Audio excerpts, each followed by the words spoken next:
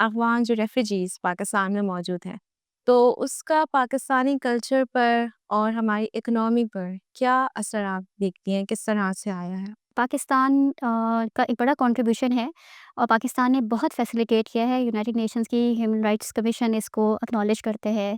दुनिया की बड़ी पावर्स पाकिस्तान के इस रोल को एक्नॉलेज करते हैं कि पाकिस्तान ने 30-40 साल जो है अफ़गान रेफ्यूजीज़ को होस्ट किया है। एग्ज़ैक्टली। जिन भी कंट्रीज़ में आप देख लीजिए कि जहाँ पे रेफ्यूजीज़ को ज़्यादा बड़े नंबर्स में होस्ट किया जा रहा है, वहाँ पे हमेशा से जो अवाम होती है, जो वहाँ के नेटिव्स होते हैं, हुँ। उनके अंदर एक तरह की शिकायत होती है अपने गवर्नमेंट्स के अगेंस्ट कि वो टैक्स का पैसा, वो सारी फैसिलिटीज़ जो हमारे ऊपर जो कि लीगल नेशनल्स हैं, उनके ऊपर होना चाहिए बजाय इसके कि रेफ्यूजीज़ के ऊपर है। तो इससे क्या होता है अल्टीमेटली गवर्नमेंट्स पे प्रेशर होता है।